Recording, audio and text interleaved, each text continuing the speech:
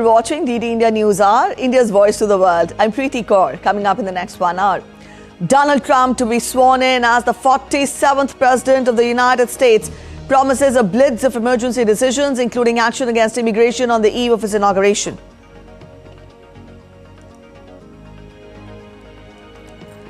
Israel releases 90 prisoners under Gaza truce deal. Joyous moment in Tel Aviv as freed hostages reunited with family. Next Gaza hostage prisoner swap to take place on Saturday.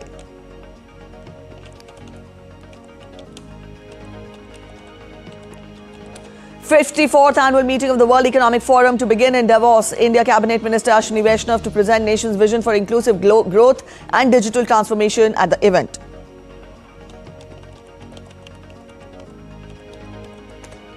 And in sports, India's Prime Minister Narendra Modi hails Indian women and men's teams on lifting the inaugural Kho Kho World Cup 2025.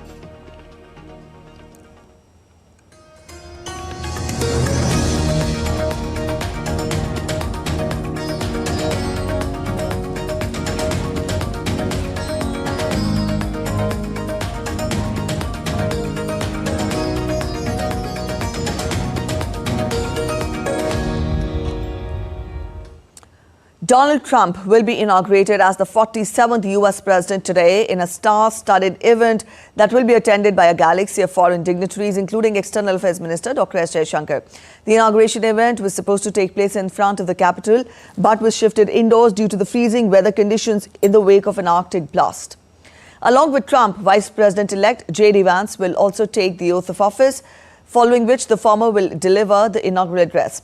Foreign leaders expected at the inauguration are Italy's Prime Minister Giorgia Meloni, Argentine President Javier Milei, Hungarian Prime Minister Viktor Orban, India's External Affairs Minister Dr. S. Jaishankar, and others.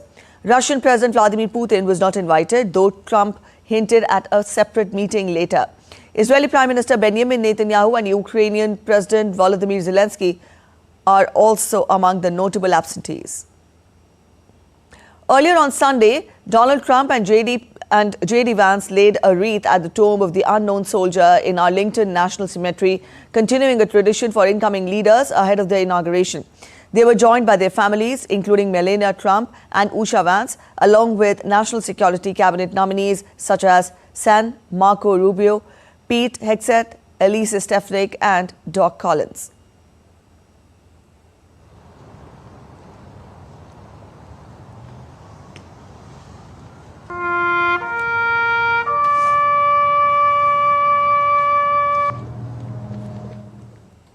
On the eve of his inauguration, President-elect Donald Trump staged a campaign-style rally in frigid Washington at Capital One Arena, where he and his supporters celebrated his win.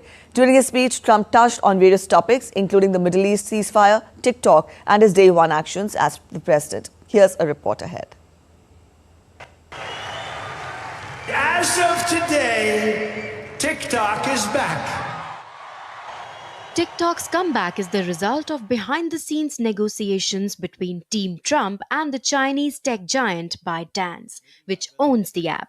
Earlier, TikTok confirmed that it was in the process of restoring service for its US users following a weekend of uncertainty. This all began after President-elect Trump made it clear he wanted to keep the app available to millions of Americans despite national security concerns regarding TikTok's data collection practices. While TikTok has not yet been made available for download, the company is working with service providers to restore full functionality across the platform. In a statement, TikTok expressed gratitude to President-elect Trump for his efforts to ensure the platform remains active, but did not address Trump's call for part American ownership of the app. This development comes amid escalating tensions between the US and China. Earlier this week, the Chinese embassy in Washington accused the US government of using unfair state power to suppress TikTok, while also pledging to protect Chinese interests. For years, President Trump has raised concerns about TikTok's parent company ByteDance, but Trump's opinion has shifted in recent months. In the 2024 election, he praised the app for helping him connect with younger voters, even admitting he has a warm spot for the platform. We'll take a look at TikTok. You know, I have a warm spot in my heart for TikTok because I won youth by 34 points. And there are those that say that TikTok has something to do with that. Now, Joe Rogan did, and some of the other people that were recommended by my son Barron, he knew names. I said, who is that? Tell me, who's that? Dad, you got to be kidding. I can't believe you don't know. And I did those interviews, and it was actually sort of cute. Do you want to know the truth? But we did them, and that had an impact. But TikTok had an impact, and so we're taking a look at it. Although the future of TikTok in the United States remains uncertain, with talks of a potential sale still looming. In 2020, the Trump administration pushed for a deal where American companies like Oracle and Walmart would acquire stakes in the app. Aarti Rana's report for DD India. All right, for more on this, we're now joined in by our correspondent Shubhendu Ghosh. Shubhendu, good morning. Now, Donald Trump gave his victory speech on the eve of his inauguration. To what extent does it set the tone ahead for his presidency as the 47th president of the country? Very quickly, for the benefit of our viewers, get us the most important takeaways from his victory speech. That's right, Preeti. Good morning. It not only sets the tone for his upcoming presidency, but it already marks the thing that, according to him, he's already done. TikTok, for example, in a matter of few hours that it disappeared from the mobiles of Americans, it came back, given the assurance by Donald Trump. Of course, it is not a final solution. Other than that, in his speech, Donald Trump once again highlighted one of the key priority points of his election campaign, and now that he's going to be the president, his agenda items about stopping illegal immigration. According to him, day one would mark the border closure for any illegal immigrant trying to enter the United States. Also, deporting 11 million illegal immigrants in America is one of the priorities. How it will come about is something, the details we're not aware of at the moment. Will there be a third country involved? Those details are also being negotiated at the moment, but that is one of the most important points in his larger vision of making America great again.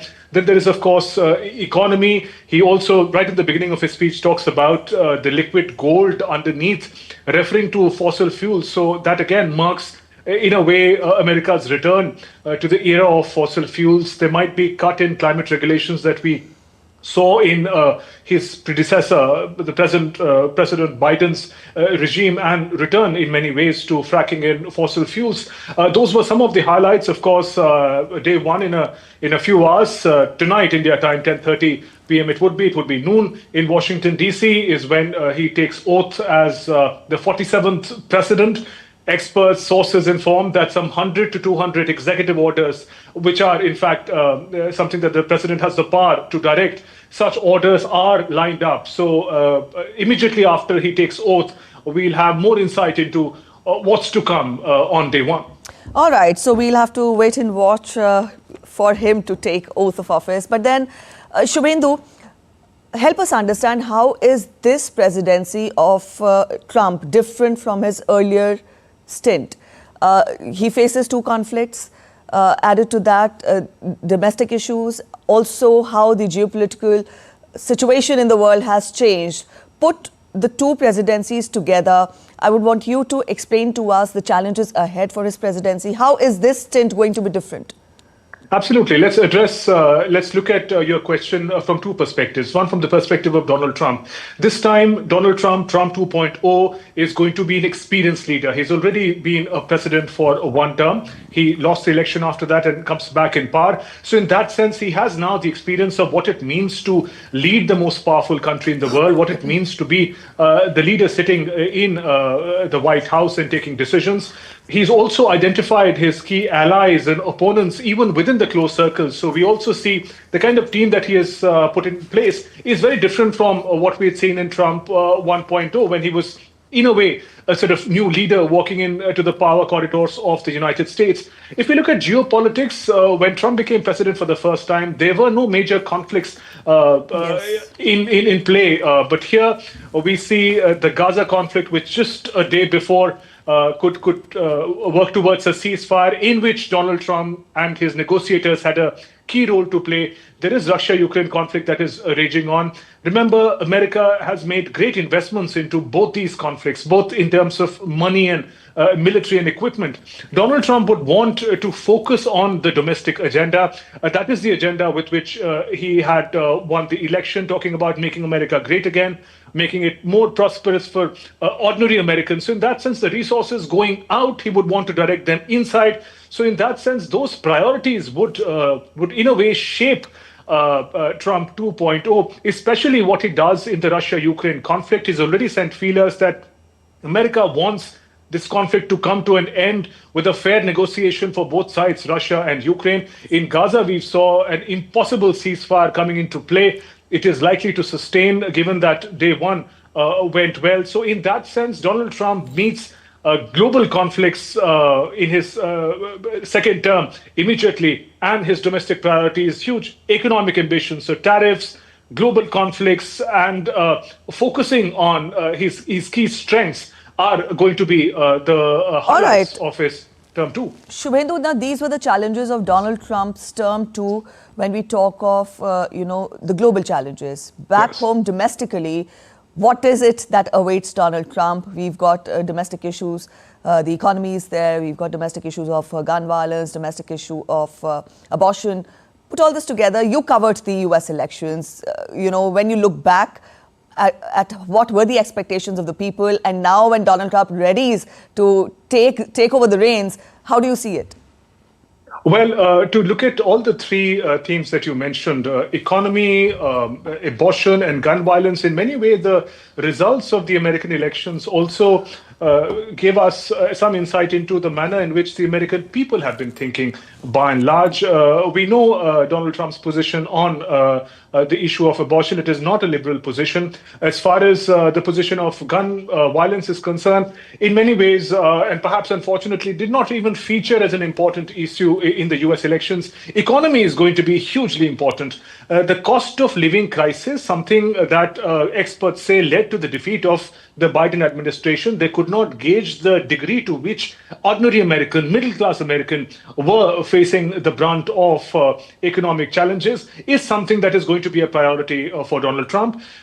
At home, tax cuts so that more businesses and entrepreneurs could thrive, and outside, putting tariff on countries so that American businesses, make in America, American people getting jobs is going to be a highlight. So in that sense, on the economy front, Preeti, the focus on easing the burden of cost of living is going to be an important challenge for Donald Trump to meet.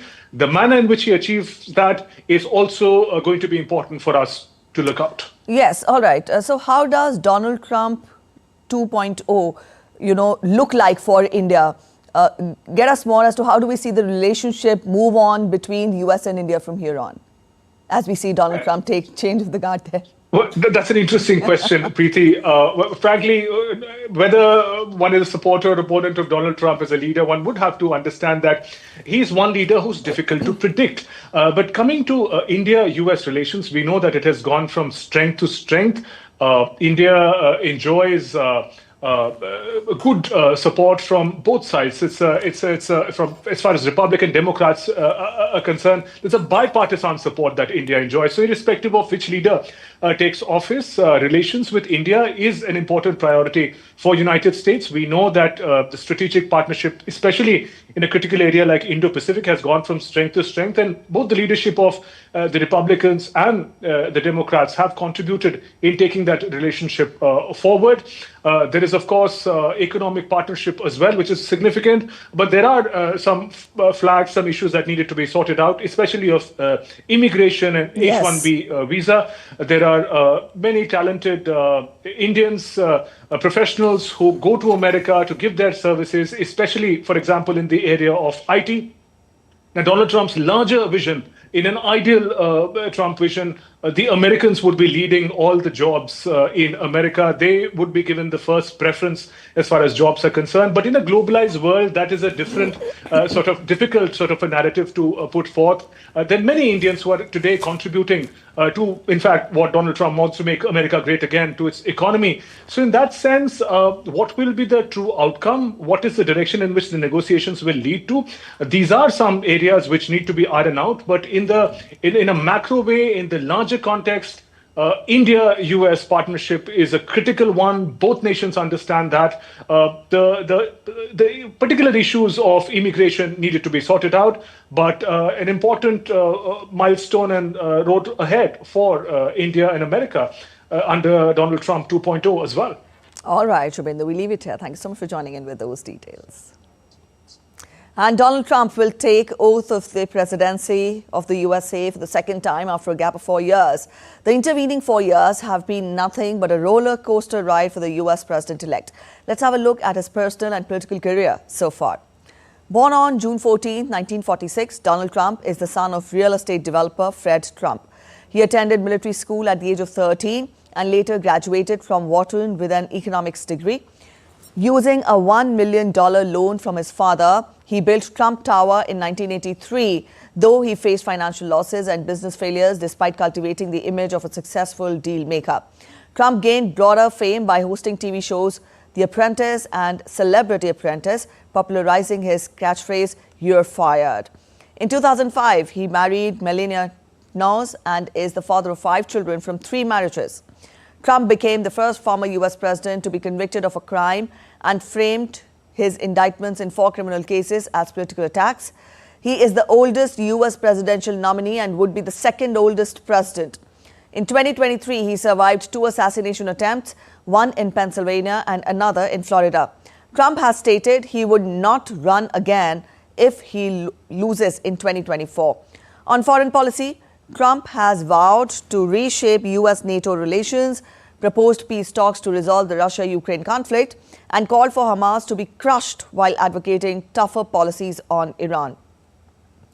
His immigration stance focuses on mass deportations, ending birthright citizenship, and expanding travel bans. While opposing bans on birth control and leaving abortion laws to the individual states, he has pledged to reverse Biden's climate policies. You're watching DD India News Hour. We're heading for a short break, but after the break, trucks carrying humanitarian aid enter Gaza after the long-awaited truce came into effect.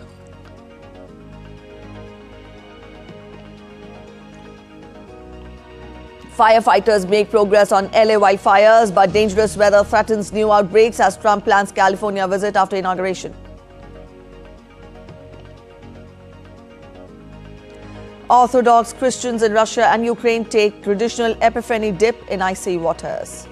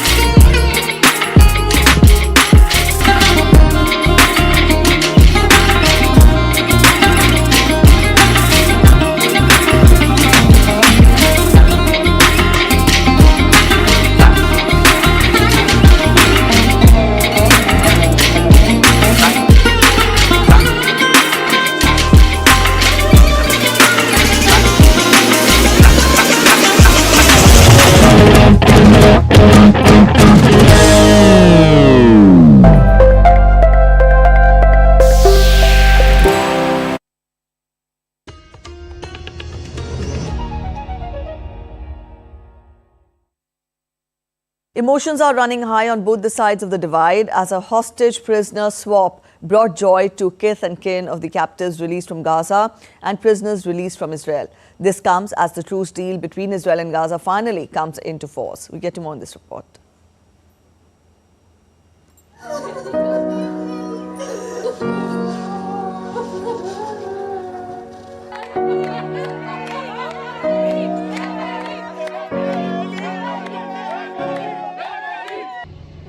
For much of past 14 months, West Asia was a scene of utter devastation and anguish. War clouds hung heavy on the horizon and continuous fighting upended life across the borders. After months of devastation and strikes, the news of the hostage deal came as a whiff of fresh air. The first swap proved beyond doubt that this was perhaps the most riveting scene for residents on both sides of the divide. 3 Israeli hostages, Romy Gunen, Emily Damery, and Doran Steinbrecher, released by Hamas on the first day of the truce with Israel. After months of anguish and uncertainty, Israeli hostages freed from Hamas captivity finally reunited with their families, sharing tearful and heartwarming moments. The tears were of joy, relief, and closure as the separated ones finally met. Months of emotional and physical trauma gave way to tears and hugs as the hostages reunited with their families. Such was the joy of the reunion that friends and families wanted to share it with everyone, including this reporter who was hoisted by them while being on air up onto their shoulders amid name chanting of one of the released hostages. Amid fireworks and a jubilant atmosphere in West Bank, loud cheers jostled with car honks announced the arrival of 2 buses which arrived carrying Palestinian prisoners released from the Israeli detention. In Beitunia, buses carrying the freed inmates arrived amid cheers and chants with several climbing atop the vehicles. As per reports, the next hostage prisoner swap would take place this week. Though only 3 Israeli hostages have been released by Hamas, the sight of them embracing their families has no doubt kept the flickering flame of hope alive for the families of remaining hostages. They are now more than hopeful that sooner than later they will have their loved ones back home. Antara Sinha for DD India. Hailing the release of Israeli hostages in exchange of Palestinians as part of the latest Israel-Hamas truce deal, US President Joe Biden claimed that he put his highest efforts and weight behind the deal.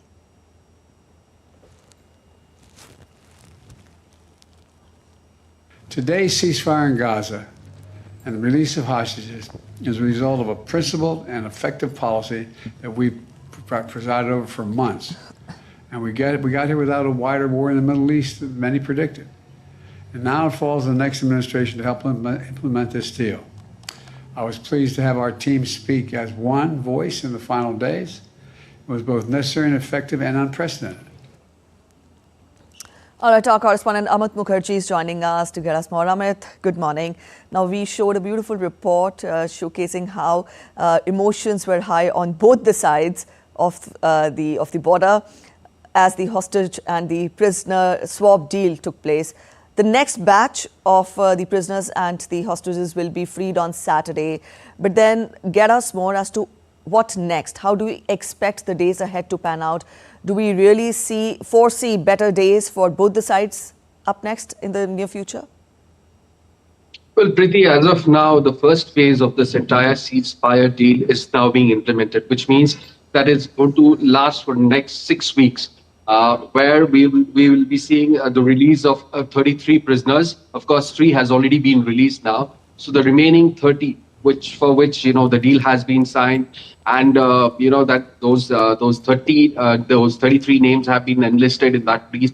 We will receive the release of those hostages. Of course, against that, we will also be seeing hundreds of Palestinian prisoners who have been kept in various jails of Israel being released also. Well, I would just like to point out, a lot of people are talking about the inequality as far as this release or swapping of prisoners and hostages are concerned, because for every one hostage, who is being released by Hamas, 30 prisoners, Palestinians are being released. But if you look at the history, it has always been like that, because Hamas has always been, getting more prisoners out against Israelis. Like if you look at the instance of 2006, a soldier called Gilad Shalit, he was actually captured by the Hamas while he was on an operation along the borders. He was looking at, he was deployed for a patrolling and combing operation in the area, and he was abducted by the Hamas, against whom hundreds of prisoners were released. To secure his release, hundreds of Palestinian prisoners who were in captivity in Israeli jails were released. And among them was also Yahya Sinwar, who later on, once he was released in 2011, he went on to become the head of the face of Hamas organization. And he was one of the guys who was instrumental in orchestrating the October 7, 2023 Hamas attack, during which more than 250 Israeli nationals were taken captive, and they were abducted to Gaza. So Yahya Sinwar, some point in time, he was well aware of the dynamics of how the hostage exchange of prisoners happened. So the idea of October 7th, as far as Hamas is concerned, was to ensure to get maximum number of Israelis abducted, against whom obviously they could barter the release of hundreds of Palestinian prisoners. But again, having said that, we should also look at the fact that here, against one Israeli, 30 are being released, which obviously means that Israeli life is more precious. And Benjamin Netanyahu has been drawing a flag on the hostage crisis, and which lasted for almost now 15 months. And time and again, Israelis, the relatives of those hostages, were kind of demonstrating at the streets of Israel, asking Benjamin Netanyahu to find a solution to get their loved ones back. So in a way, it is also an optics, of Benjamin Netanyahu administration to show that Israel would go to any extent to secure the release and the well-being of their own citizens, and which is why we saw 1 against 30. So of course, Israeli life is more precious right now if you look at the entire situation. Preeti? The entire situation, Amit, get us more as to how do we expect the days ahead to pan out. Donald Trump 2.0 will be taking over the reins of US. At the same time, there is possibility of the ceasefire to get through. Put all this together. At the same time, Donald Trump has vowed more severe action against Hamas. Put all this together, what kind of situation do we see unfold from here on? Now, the biggest situation is that, as Donald Trump takes charge of his office, there is a temporary peace out there in West Asia. And this is what he has always been talking about, that he would bring the war to an end, at least get people talking on the table. There would be some sort of a reconciliation that he would be looking at. And rightly so, as the situation stands right now, there is a pause. Hostages are being exchanged, prisoners are being released. But at the same time, how things are drawing up. Again, Hamas is also kind of putting up a face that it is not done away with as yet, because we saw a lot of demonstration by the Hamas, sleuths on the streets of Gaza when the hostages and prisoners were being exchanged. So clearly, the dynamics will be changing, of course, because it is a process which is spread over 6 weeks. So Israel has got a lot of time to evaluate. Once the hostages are back, they're going to talk to them. They would understand what kind of situations they have been living in, or what kind of treatment did Hamas dole out to them. So evaluation is a process, and remember, this is just a temporary ceasefire. And Israel has been very, very categorical in saying that it is a temporary ceasefire where, the prime objective right now is to secure the release of the hostages.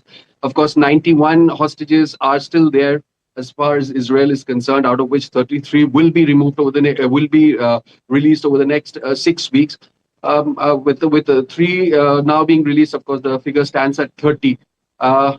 And the remaining, of course, Israel is saying there are dead bodies also among those 91 minus 3 right now who are still in the captivity of Hamas. So, the situation is a very fluid situation. Things can change any point in time depending on how this ceasefire agreement rolls out and how either parties, play out to this ceasefire that has been worked out by Qatar, Egypt, and, of course, US.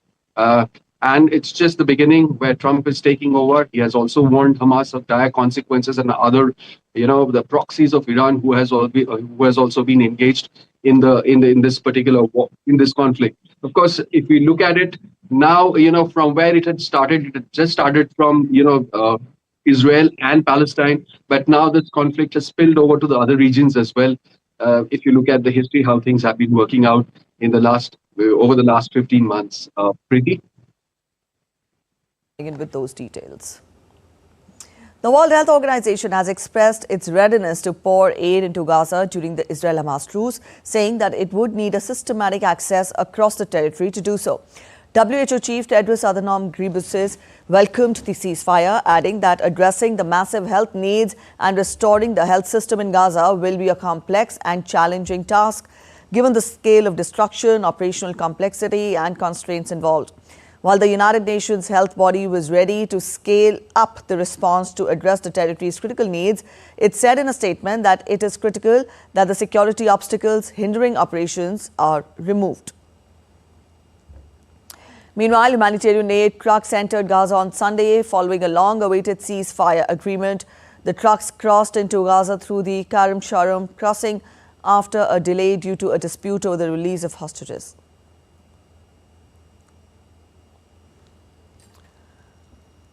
Moving on, South Korea's acting president Choi Sang-mok has expressed deep regret over what he called the illegal violence at a court building in Seoul. On Sunday, supporters of arrested President Yoon Suk-yeol smashed windows and broke in. The incident occurred after the court decided to extend Yoon's detention for up to 20 days. Choi also urged police to enforce the law strictly to prevent a repeat of what happened on Sunday. Yoon became the first sitting South Korean president to be arrested as he faces insurrection charges related to his short-lived December 3rd declaration of martial law that has plunged the current country into a political turmoil.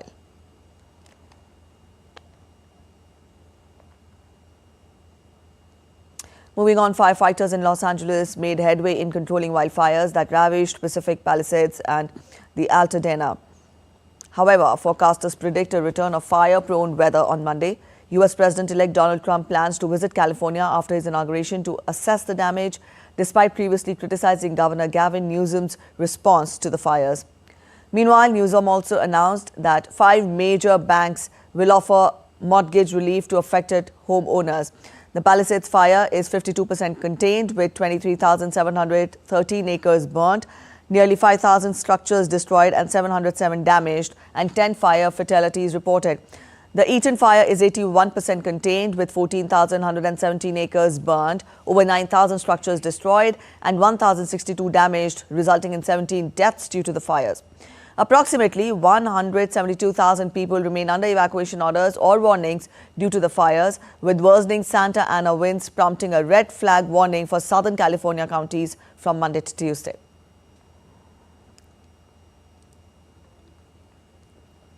Orthodox Christians in Russia and Ukraine took traditional icy plunge to celebrate Epiphany. Orthodox Christians celebrate Epiphany on the night of 18th and 19th January, with believers plunging themselves into icy seas, lakes and rivers to mark the occasion. Many believe the practice strengthens both the soul and the body.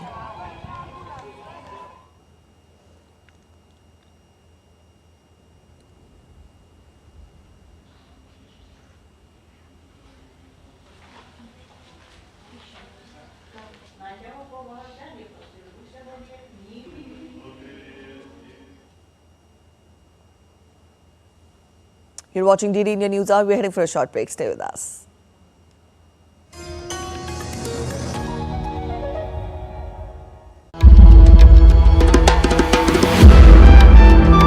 Timeless, boundless and infinite. The essence of faith. The soul of Sanatan culture. From the sacred confluence of Prayag, where divinity descends to earth. Witness the grandeur, the devotion, the magic.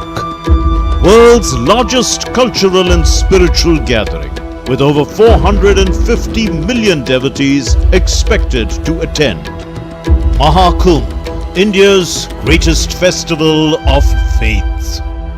Exclusively on DD India.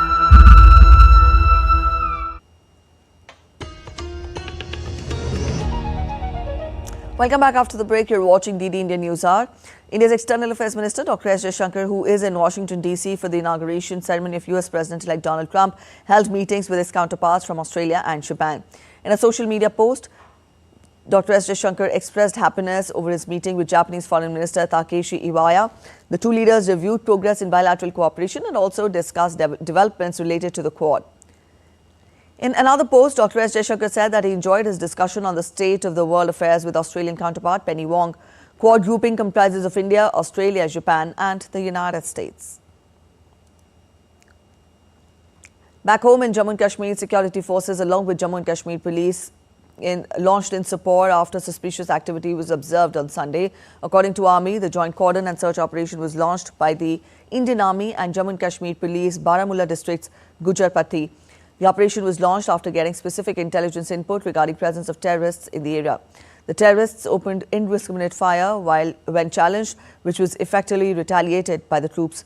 More details are awaited as the operation is still in progress.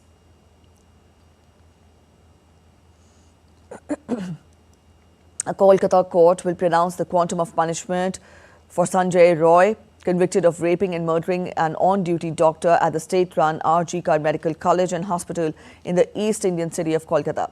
The charges under which Roy has been convicted entail a minimum sentence of life imprisonment, while the maximum can be capital punishment. Roy was guilty of raping and murdering the postgraduate trainee at the hospital on August 9th last year. And now we get to news from Maha Kumbh, the largest religious congregation in the world.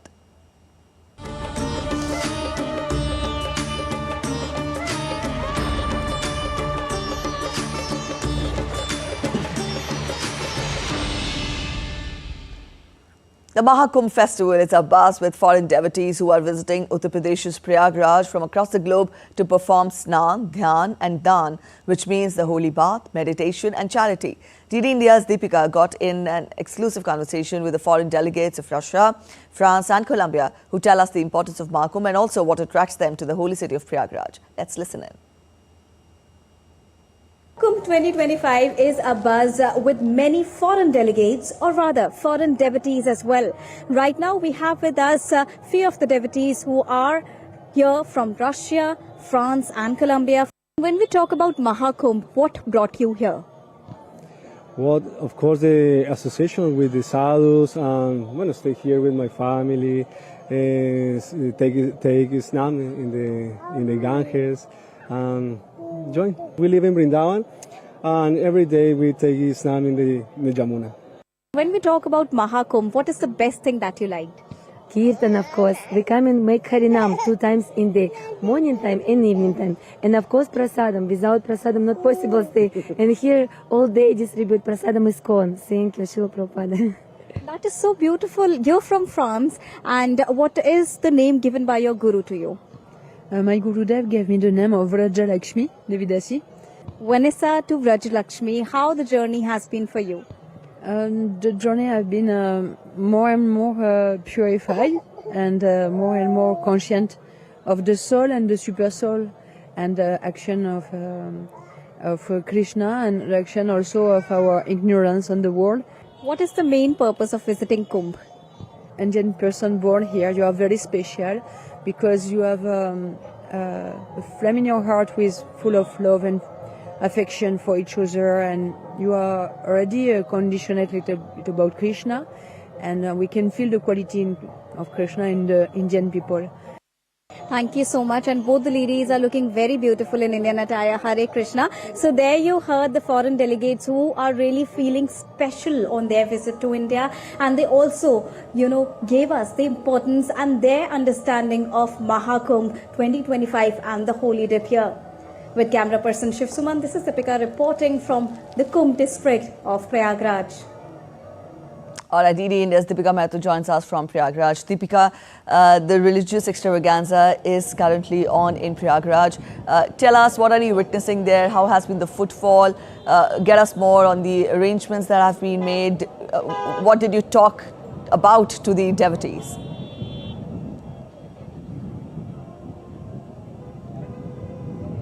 Good morning, Preeti. We are right now at one of the ghats of the Triveni Sangam here in the 76th district of Uttar Pradesh, which is Kumbh. And when we talk about the footfall, till now, today is day 8, and till now around 22 crore people have taken the holy dip. If we talk about today's stats itself, talking about yesterday and today combined, around 22 lakh people have taken the holy dip here, all in all. And there are many people who are coming from many other countries apart from India India, be it Russia, Colombia, France, UK, US, or other people, other foreign devotees are also being invited to come here and participate at this mega Maha Kumbh, which is currently happening after 12 years. And what is even more special about this edition of Maha Kumbh, that it is happening during the very rare alignment of the planetary movements that is happening after 144 years, which makes it even more special. When we talk about the arrangements, I would request my camera person to pan towards the right, where you can see the ambulance which has been placed at every ghat, and all the ambulances have been assigned a significant spot at the ghats there, you can see. And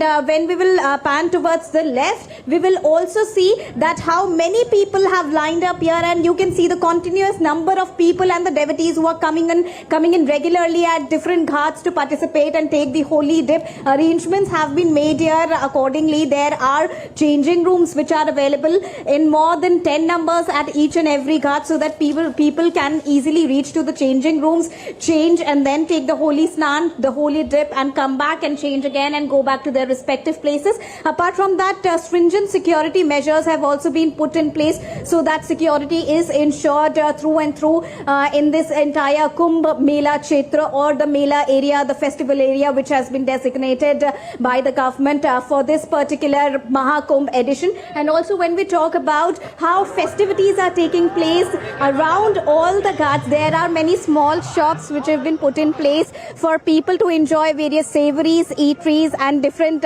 they can also shop from this place and enjoy the savories. Preeti. All right, you've talked about the arrangements, Deepika, but also this time around, the Kumbh Mela is very interestingly digitally empowered. Get us more about this. How how is Digital India, the concept of Digital India, being witnessed there in Kumbh as well?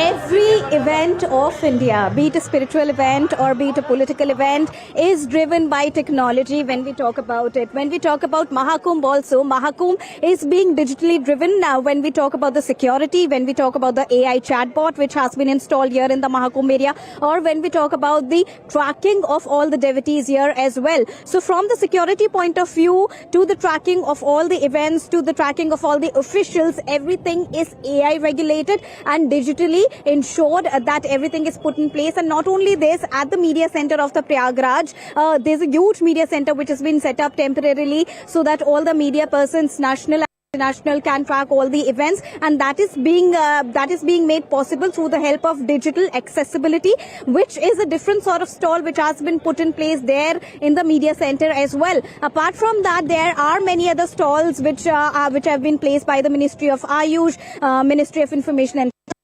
and ministries and departments come together to showcase their different stalls at this Mela area, the festival area, all across Prayagraj. So,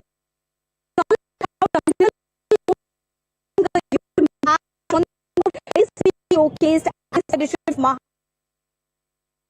Deepika, we'll interrupt you here. We'll try getting back to you again. But meanwhile, we'll turn focus to other updates. That was our correspondent, Deepika Mathur, joining us from Prayagraj and telling us about the ongoings there when we talk of Kumbh Mela. Her audio was a little disrupted. We'll try getting back to her again. But meanwhile, Food Safety and Standards Authority of India has enforced robust measures at a massive scale to ensure the availability of safe and hygienic food for millions of devotees at the Maha Kumbh 2025.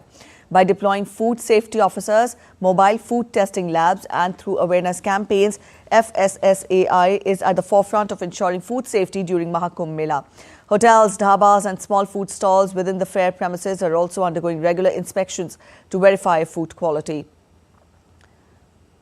The team at the ground has been directed to address food safety complaints promptly and to ensure immediate action through the stringent checks on cooking methods, including the quality of raw materials used.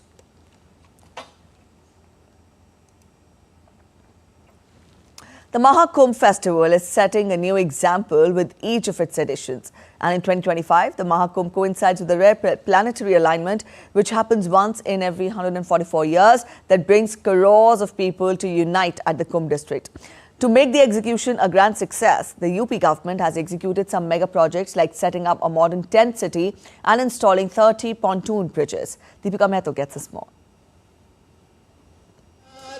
Krishna Krishna Hare Hare Hare Rama Hare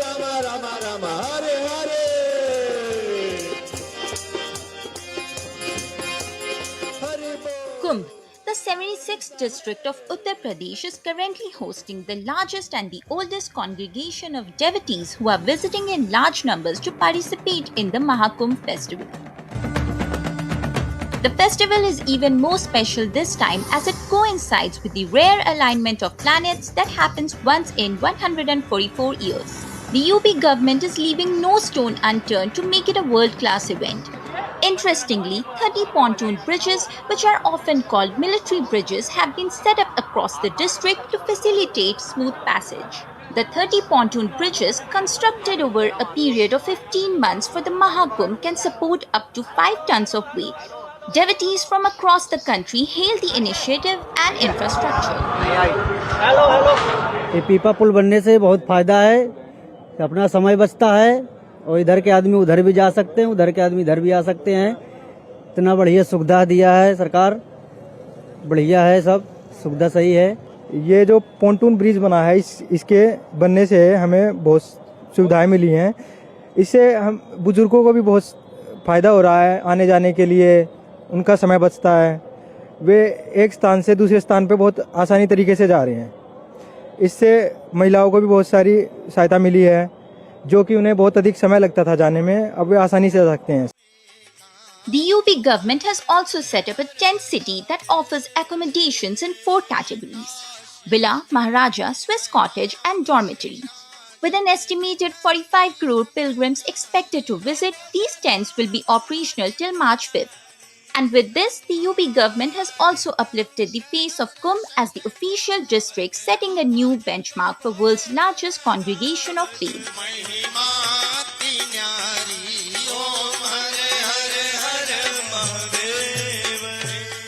From the installation of 30 pontoon bridge to the establishment of this unique tent city that you can see right behind me, the 76th official district of Kumbh here in Prayagraj is hosting the largest and the oldest congregation of devotees to host the grand Maha Kumbh festival. With camera person Shiv Suman, this is Deepika reporting from the Kumbh district here in Prayagraj. Up next, we're heading for a short break. Stay with us.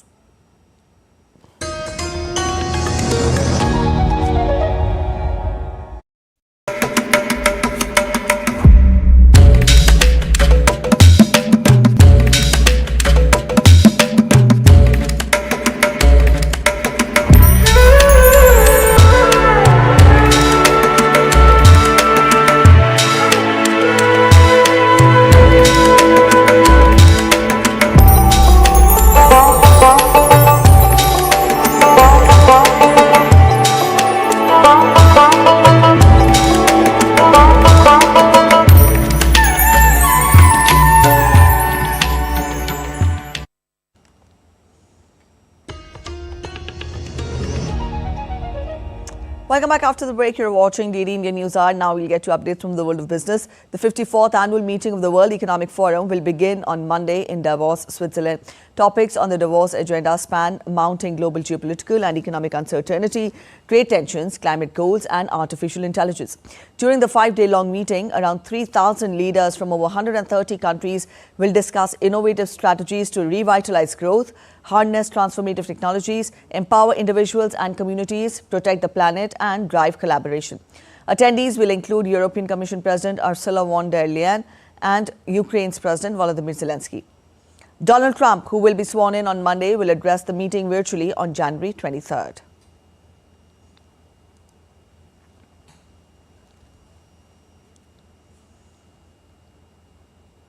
India's Minister for Railways, Information and Broadcasting and IT, Ashwini Vaishnav, will be participating in the World Economic Forum 2025 at Davos.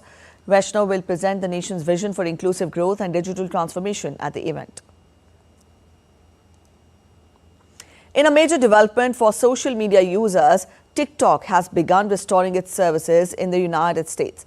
Now, this comes after President-elect Donald Trump intervened to ensure the popular app remains available for the 170 million Americans who use it.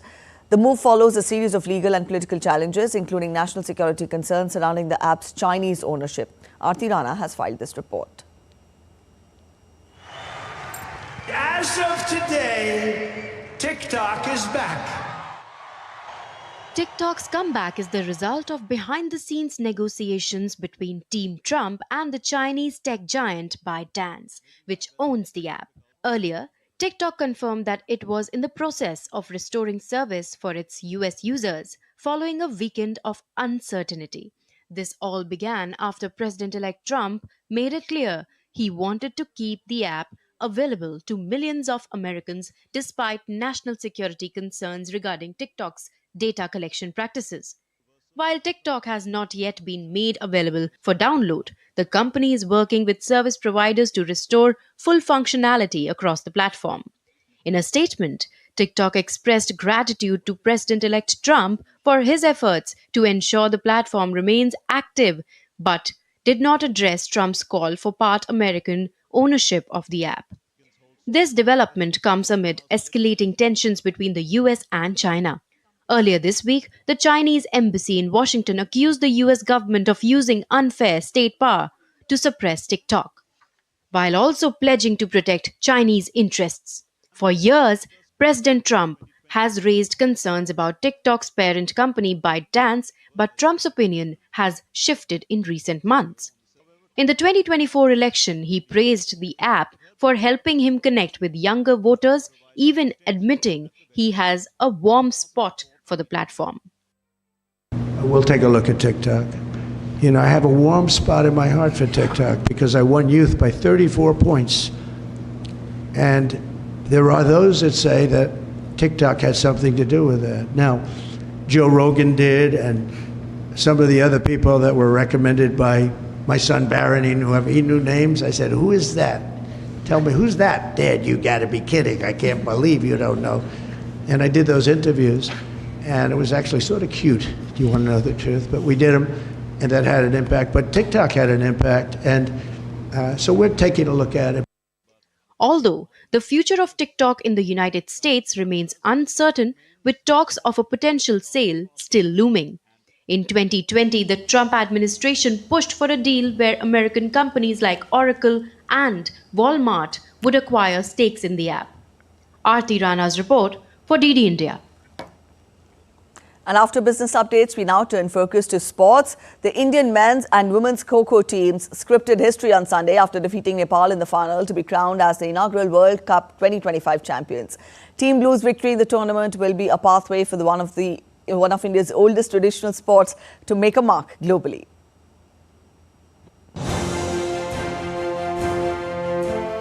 The week-long sporting extravaganza finally came to an end with India lifting both the men's and the women's trophy at the inaugural Kho Kho World Cup 2025 in New Delhi.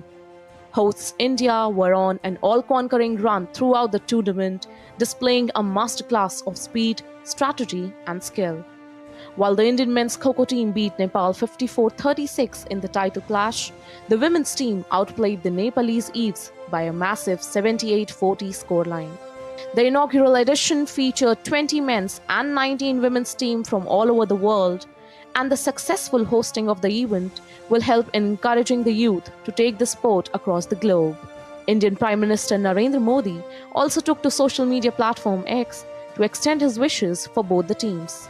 He said, and I quote, "Incredibly proud of Indian men's Kho Kho team for winning the Kho Kho World Cup title. Their grit and dedication is commendable. This win will contribute to further popularizing Kho Kho among the youth." Prime Minister also hailed the women's team, saying, "This triumph has brought more spotlight to one of India's oldest traditional sports, inspiring countless young athletes across the nation." Player of the tournament and Indian men's team captain Pratik Vaikar said the inaugural edition of the tournament will definitely pave a way for the sport to grow in the future. जिन लोगों ने खो खो के लिए life दी है अपनी, क्योंकि ये ऐसा नहीं है कि 2 साल में आ रहे हैं और वर्ल्ड कप हो रहा है, ये लेगेसी है बहुत सारे प्लेयर्स की जिन्होंने खेला है।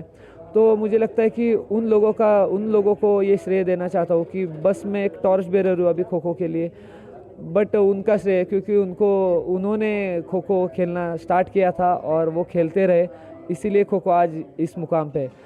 Indian women's team captain Priyanka Ingle said the tournament is special not just for India but for the sport as a whole.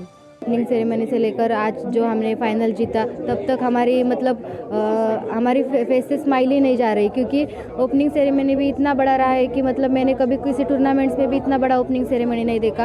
उसके बाद हर एक मैच हमने बहुत मार्जिन से जीता है। The Kho Kho World Cup finals witnessed an illustrious gathering of dignitaries, adding prestige to the historic sporting event.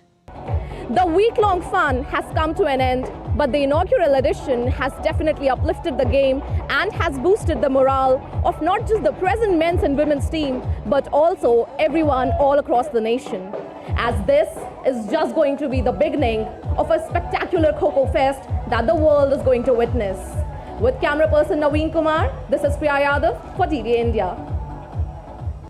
An Argentine singer-songwriter, Fito Páez, delighted his fans with a free concert in Mexico City's iconic Zocalo Square.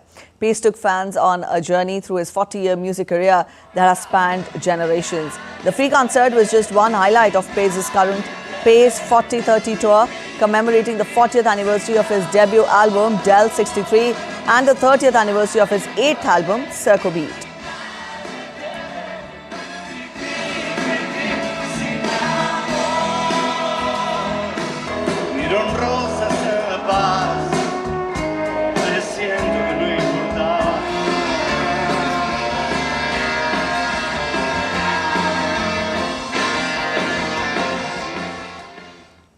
Alright, that's it in this edition of DD India News Hour. But let us know your thoughts on the news of the day. For those of you on the go, you can get all the latest news and updates from India and across the world on the DD India mobile app.